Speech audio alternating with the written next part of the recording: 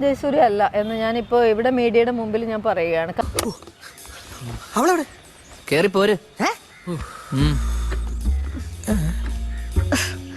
ഇവക്കിത് സ്ഥിരമാണല്ലേ. ജയസൂര്യ അല്ല എന്ന് ഞാനിപ്പോൾ ഇവിടെ മീഡിയയുടെ മുമ്പിൽ ഞാൻ പറയുകയാണ്. കാരണം എനിക്കിപ്പോൾ പ്രത്യേകിച്ച് ആരുടെയെങ്കിലും ഇപ്പം ഞാൻ എന്നോട് തെറ്റ് ചെയ്തവനോട് ഞാൻ ക്ഷമിച്ചു, എന്നോട് മാപ്പ് പറഞ്ഞു, ആ ഒരു വിഷയം അവിടെ ക്ലിയർ ചെയ്തു. ഒന്നല്ല 2 ടിക്കറ്റ്. നീ എപ്പ കേറി? നീ കേറി അതേ ബസ് സ്റ്റോപ്പിൽ നിന്ന്. അണ്ണാ ഒരു നിമിഷം. നീ ഇതെങ്ങോട്ടാ? നീ എങ്ങോട്ടാണോ അങ്ങോട്ടാണ് ഞാനും. തെറ്റ് ചെയ്തവനോട് ഞാൻ ക്ഷമിച്ചു, എന്നോട് മാപ്പ് പറഞ്ഞു, ആ ഒരു വിഷയം അവിടെ ക്ലിയർ ചെയ്തു. ഇപ്പോൾ അവരുടെ പേര് വലിച്ചഴച്ചത് കൊണ്ട് പ്രത്യേകിച്ച് അവരുടെ ഫാമിലിക്ക് ഉണ്ടാവുന്ന പ്രശ്നങ്ങൾ കാര്യങ്ങളൊക്കെയാണ് ഞാൻ ഇപ്പോൾ ആലോചിക്കുന്നത്. പാവപ്പെട്ടവരുടെ കാണപ്പെട്ട ദൈവമാണ്. ഞങ്ങൾ പാവങ്ങളുടെ കാണപ്പെട്ട ദൈവമാണ് പാപ്പിക്കാൻ. ഞങ്ങളുടെ ജീവനാണ്, ജീവന്റെ ജീവനാണ്. ഒന്ന് പറയാൻ കണ്ണിൽ ഉണ്ണിയാണ്, ഉണ്ണിയാണ്. കണ്ണിൽ ഉണ്ണിയാണ്. തള്ള കൊളാക്കും. കണ്ണിൽ ഉണ്ണിയല്ല, കണ്ണിൽ ഉണ്ടമ്പുരി. കാരണം ചില വാക്കുകൾ ഞാൻ ചിലപ്പോൾ വിഡ്രോ ചെയ്യുന്നുണ്ടാവും. പക്ഷേ എൻ്റെ അനുഭവങ്ങളിൽ ഈ പറയുന്ന സെക്കൻഡ് വരെയും എൻ്റെ ജീവിതത്തിൽ ഒരു കള്ളവും ഞാൻ ഇനി മരിക്കുന്നത് വരെ കള്ളം പറഞ്ഞ് ജീവിക്കരുതെന്നാണ് എൻ്റെ അച്ഛൻ പഠിപ്പിച്ചിട്ടുള്ളത്.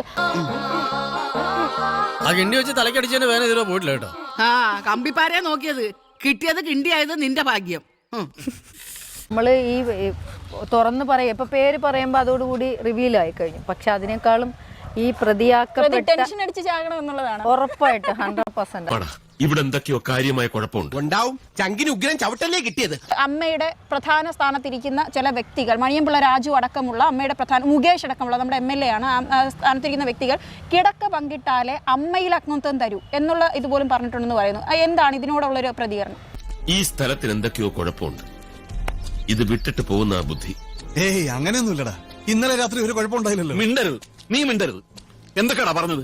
3-4 ദിവസം ഉണ്ടാക്കി തനിച്ച് കിടന്ന് ഉറങ്ങി ഒരു കുഴപ്പമില്ല. എന്നിട്ടിപ്പോ ഞാൻ ആക്ച്വലി എല്ലാവരും പറയുന്ന പോലെ തള്ളല്ല.